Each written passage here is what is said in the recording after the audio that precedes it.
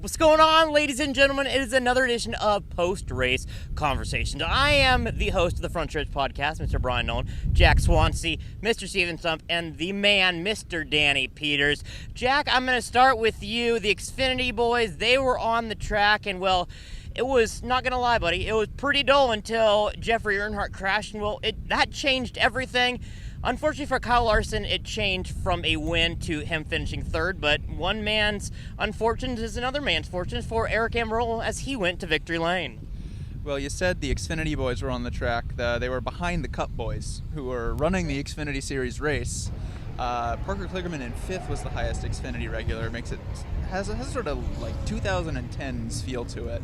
Well, it reminded me a lot of Montreal 2009, where Marcus Ambrose led almost that whole race, made one mistake all day in the final corner, and Carl Edwards beat him to the line.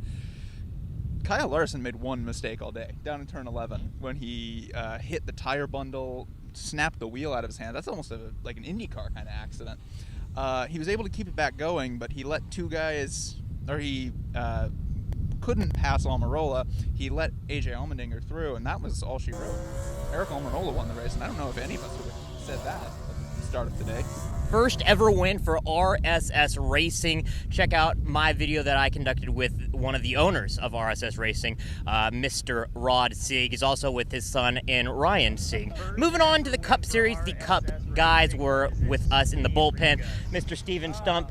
First time we got to talk with Chase Elliott since his suspension. Also got to talk with a plethora of other drivers. What did you learn with talking with our drivers today? So in regards to Chase Elliott, he wasn't too surprised about the suspension. He also said that he did talk with Denny, but last week Denny said he thought that conversation should get private and asked Chase, and Chase wanted to keep it private too.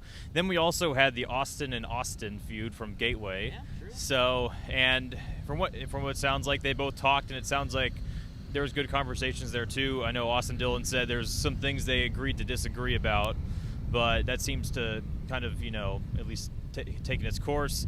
And then we also had, early on this morning, we had the 14's counterfeit part from Charlotte on display, and several different drivers talked about how great it is to have these on display. Kyle Busch said that the 14 team should give them a What an Idiot award.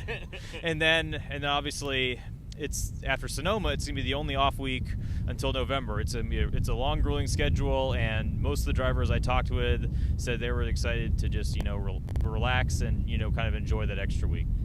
I know all four of us are going to be enjoying the off week, but before we get there, we got to talk about the Cup race that is going to be happening tomorrow.